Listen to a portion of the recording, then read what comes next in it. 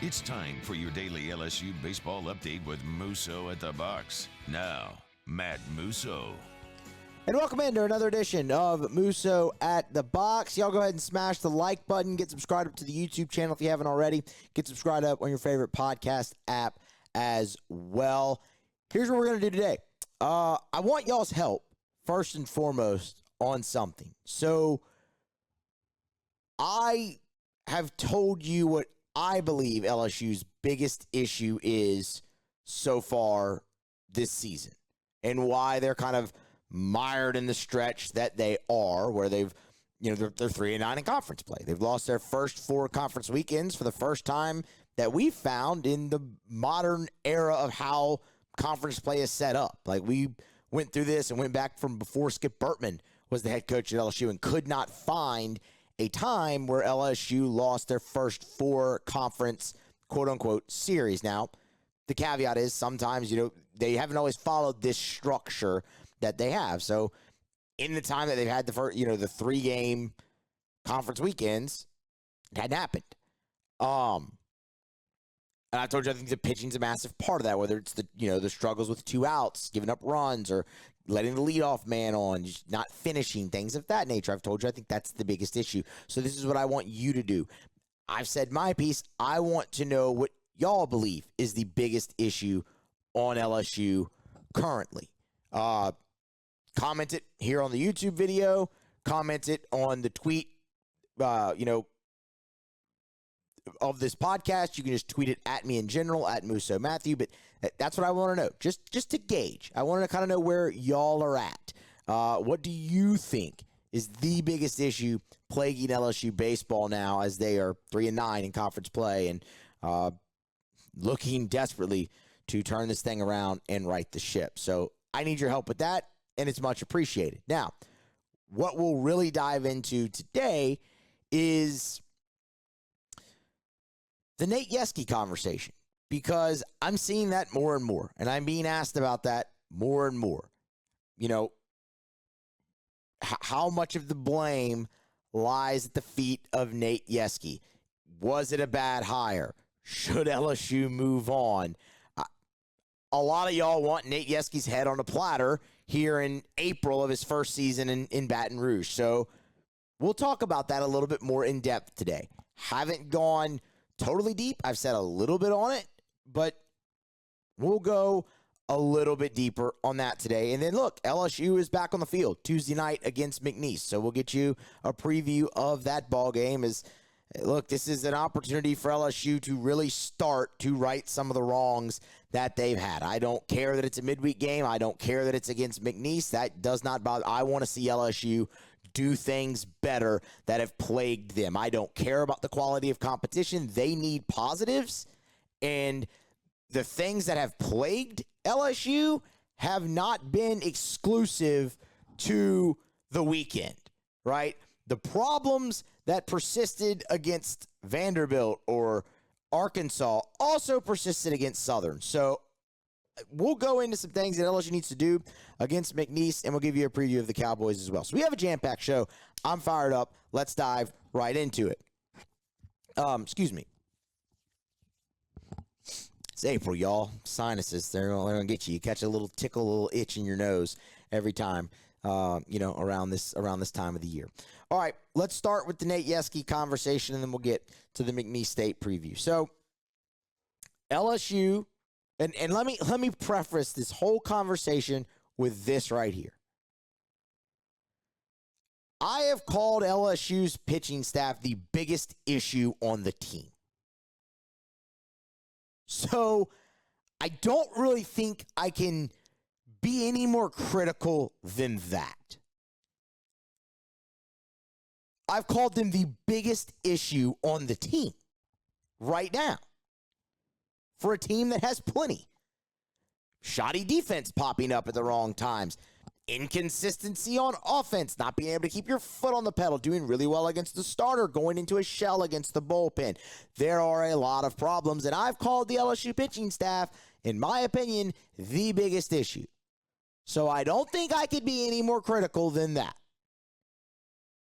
Now, what I've seen from plenty of people is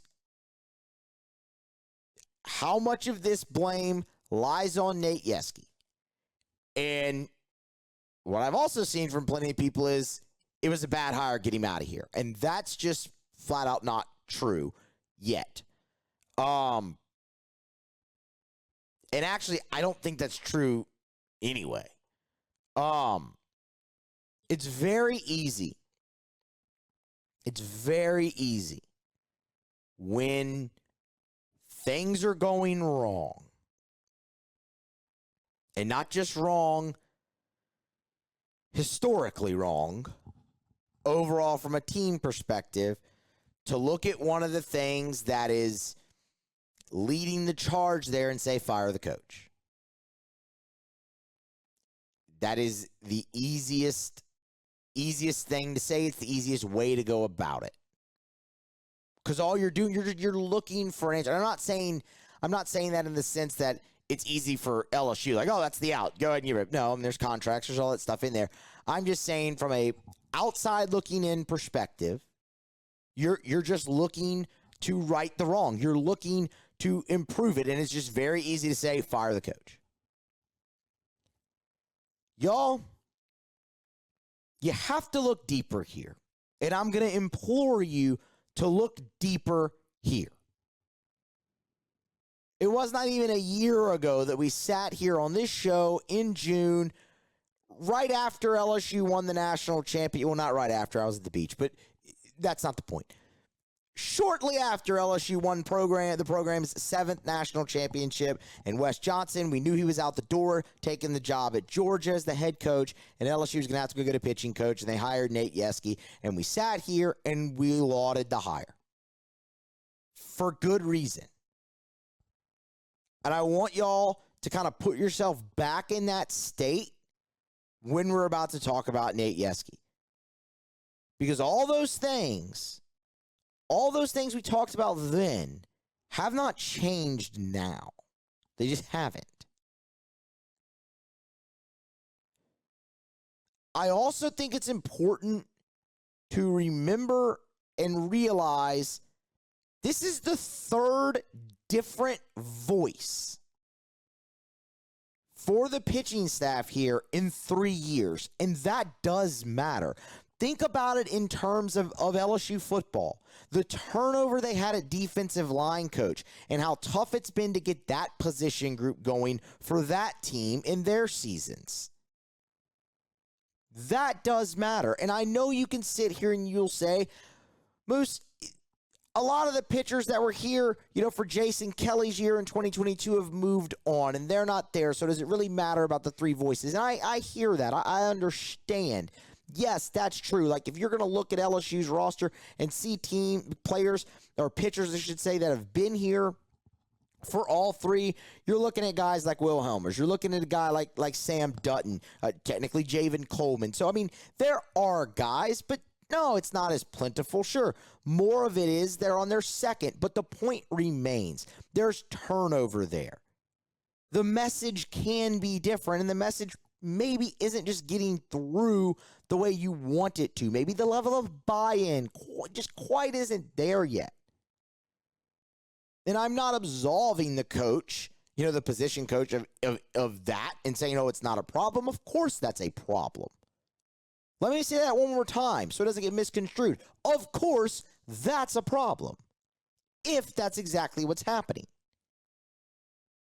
You need the message to get through. But what we're not going to do, or what you shouldn't do, is overreact to it, not even through 1 year.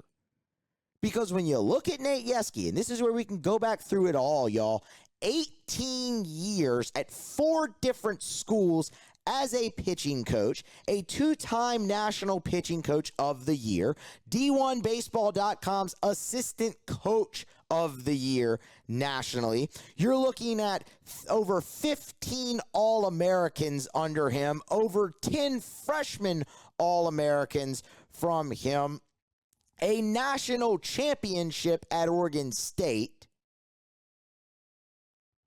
pitching staffs that set the team and program ERA record 3 different times at Oregon State, cutting Arizona's team ERA in half in his first year there, helping to take Texas A&M to the College World Series in his first year there, having helped lead three different programs to Omaha.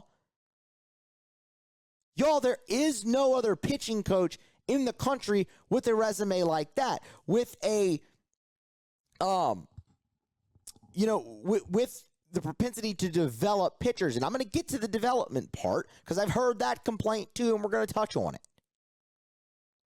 But that guy did not just all of a sudden up and forget how to coach pitchers.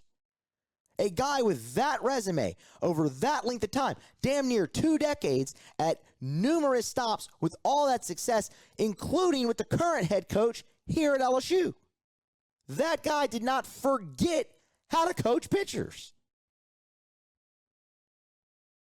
You want to talk about development? You want to look at this and say, man, guys aren't coming along like you thought they would. And in some cases, I'll hear that. But we're not going to sit here and act like nobody on this staff hasn't developed under Nate Yeskie. Has it been enough to where they're effective right now? No, it hasn't.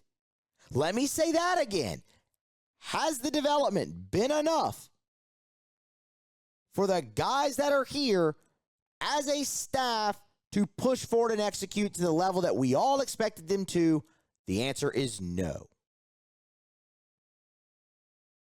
But you're just over halfway through the season. And I look at a guy like Griffin Herring, who pitched massive innings for LSU as a freshman in 2023, but went through some growing pains. I look at that guy this year as a sophomore, he's a totally different pitcher. He's your most dominant arm. I look at a guy in Luke Holman, who took strides toward the end of the season last year at Alabama.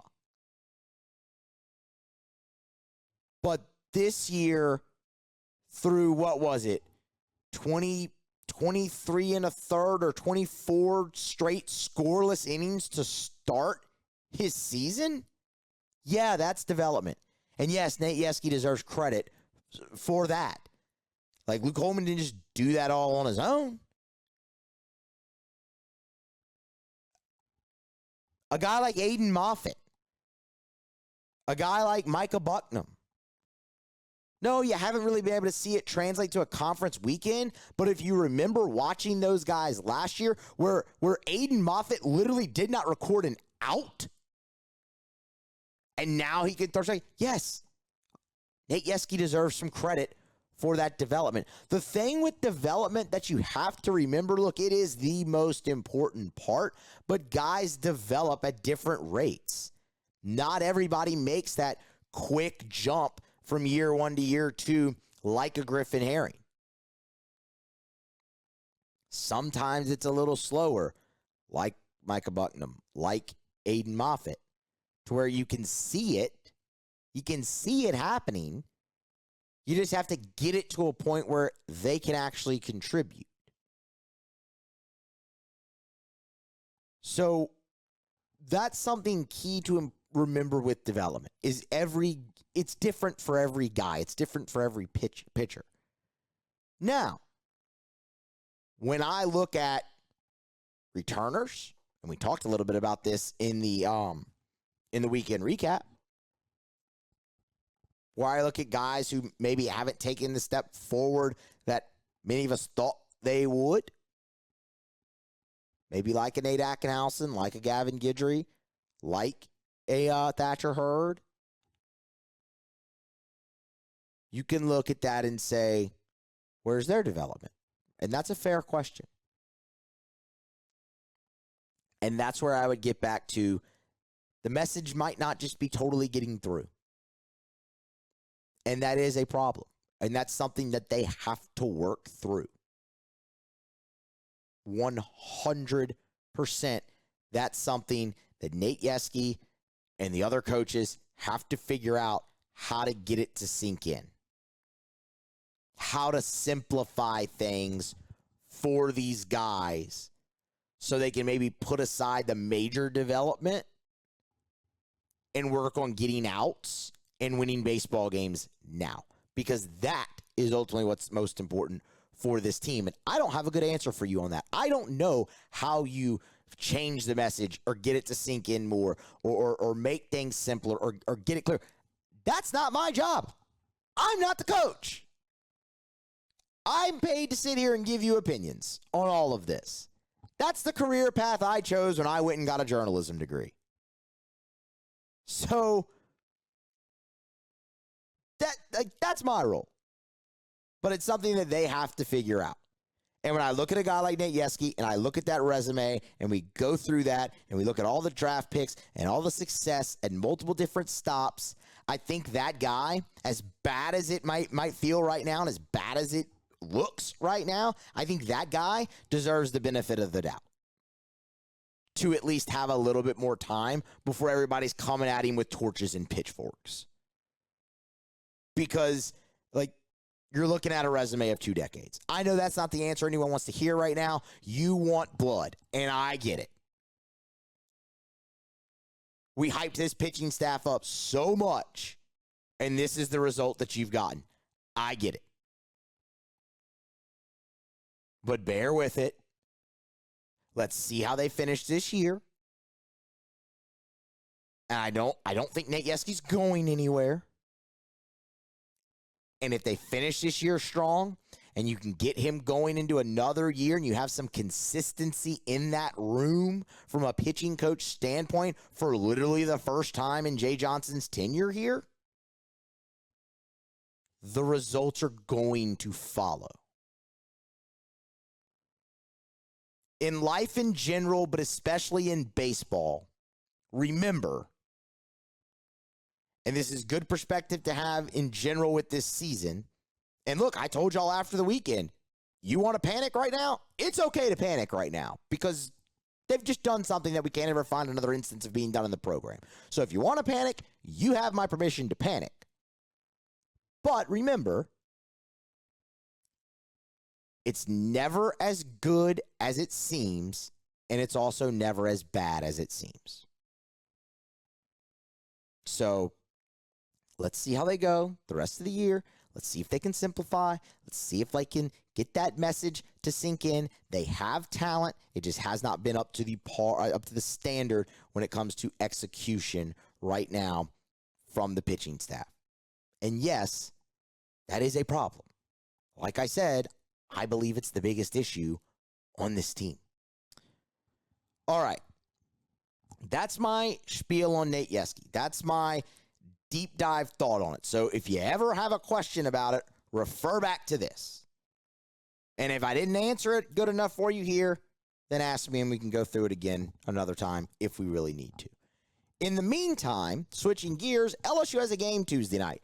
And it's a really important game, as all of them are for this team right now, because they really just need wins. And they need to do things well no matter who the opponent is. Said that off the top of the show, and I believe that. Y'all, I look at McNeese State right now. I see a team that is 2-4 in the Southland Conference. I see a team that comes in at 16-14 overall. They hit about 250 as a ball club. They have an ERA as a team over 5.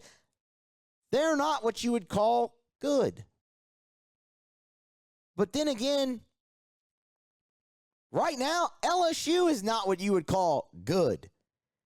And the problems that are persisting for LSU against Vanderbilt have also persisted against Southern in the midweek and things of the nature, or Southeastern in the midweek earlier in the year we needed the comeback to win. So I don't really care the level of competition. LSU needs to go out there and play well. They need to go out there and fix issues that are bothering them. Those being getting out of innings, allowing 2-out runs. That's a massive problem for this team. Massive problem for this team. Half the runs they allowed, here, I still have it right here from the weekend. Half the runs they allowed came with 2 outs. More than half, 55%. Against Southern, 9 of the 12 ones you allowed came with 2 outs. So, yeah, midweek, weekend, I don't care. That has to stop. You have to improve that, and it starts Tuesday night against McNeese State. LSU actually did really well over the weekend, not allowing leadoff runners on. And then Saturday happened, where they allowed 7 of the 8. And it really skewed their numbers to where you allowed 46 or so % of the leadoff men to reach. Y'all know how I feel about stats and being like, well, if you throw this out and you add that. No, I think that's stupid. All of it happened. It is the whole. Can the whole be greater or lesser than the sum of its parts? Sure, but it is the whole. And you're going to look at that. And as a whole, you allowed 46% of the leadoff hitters to reach over the weekend. So you want to see them improve that.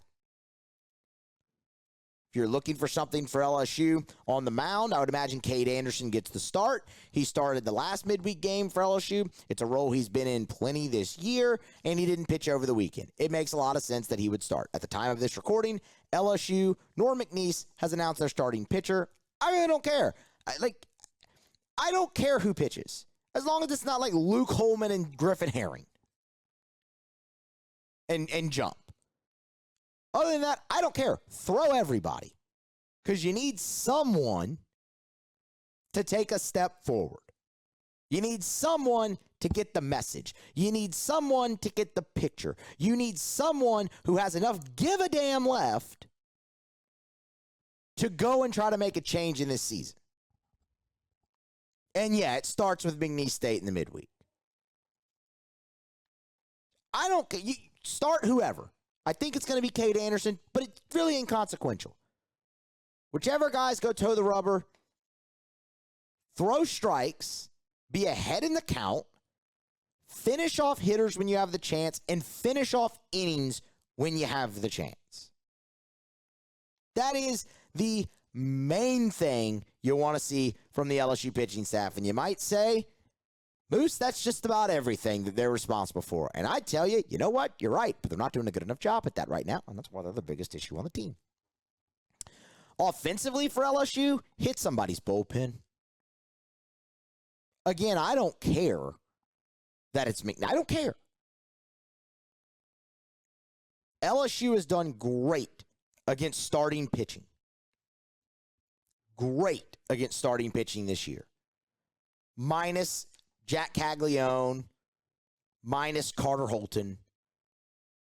Hagen Smith beat you, but you had a lead on him. You got the most hits a team has gotten off of him so far this year, so I'd say you actually did pretty well there.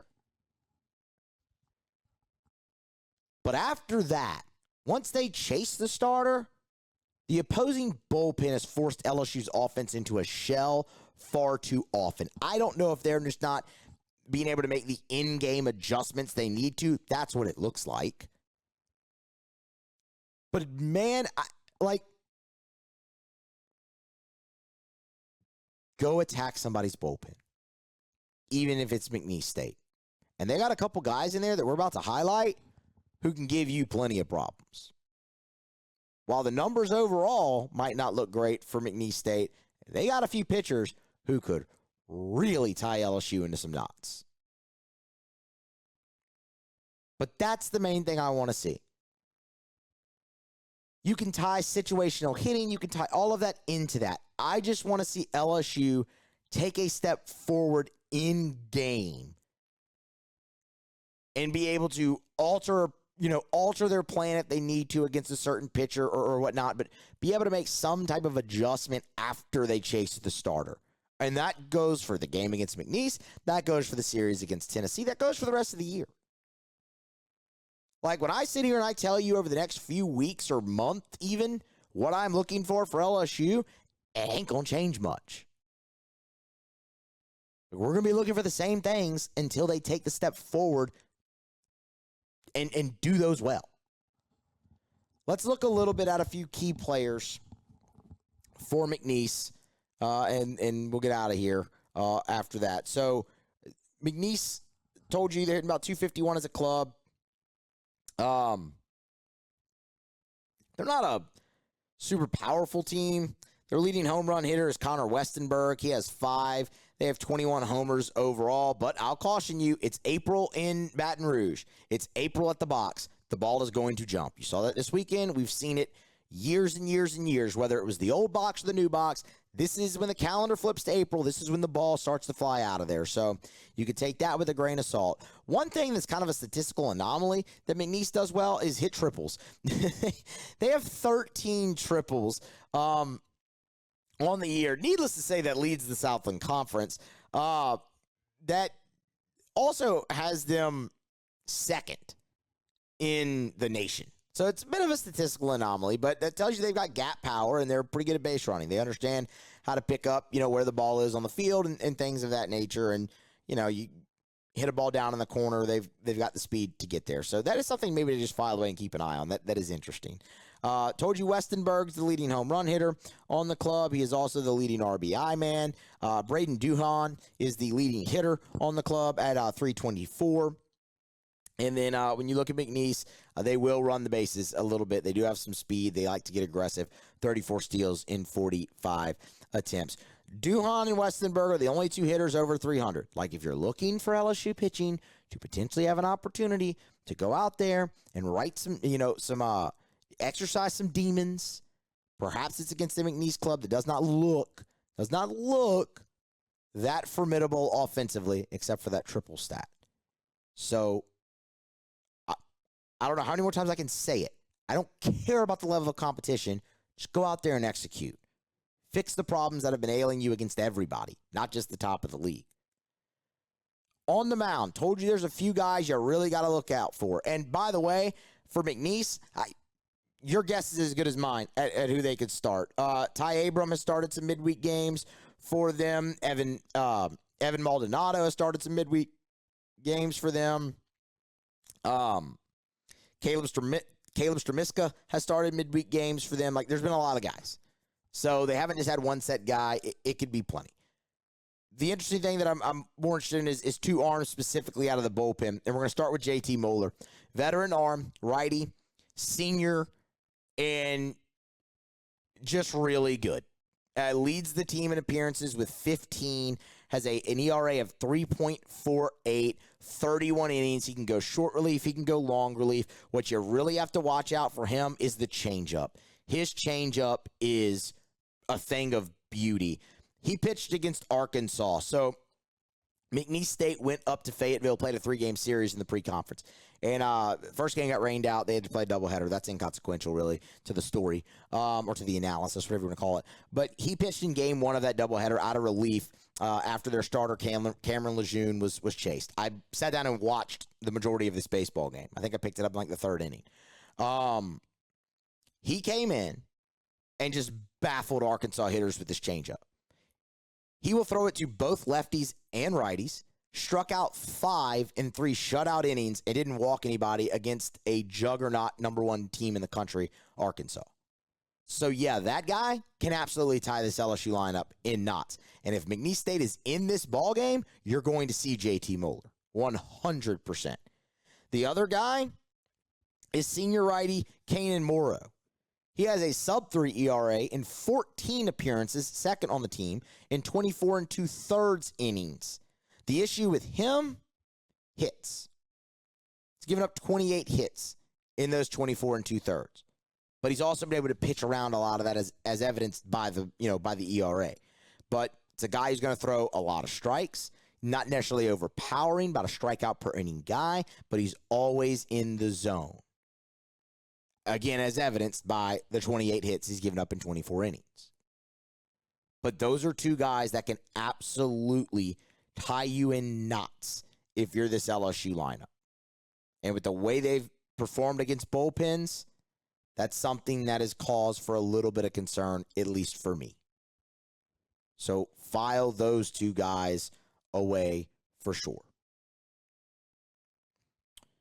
LSU and McNeese, Tuesday night at the box, a 6:30 first pitch. We'll have a full recap of that game for you as well here on Musso at the Box. Y'all smash the like button. Get subscribed to the YouTube channel if you haven't already. Get subscribed up on your favorite podcast app. Like, share, all that greatly appreciated. And be with us next time for more here on Musso at the Box.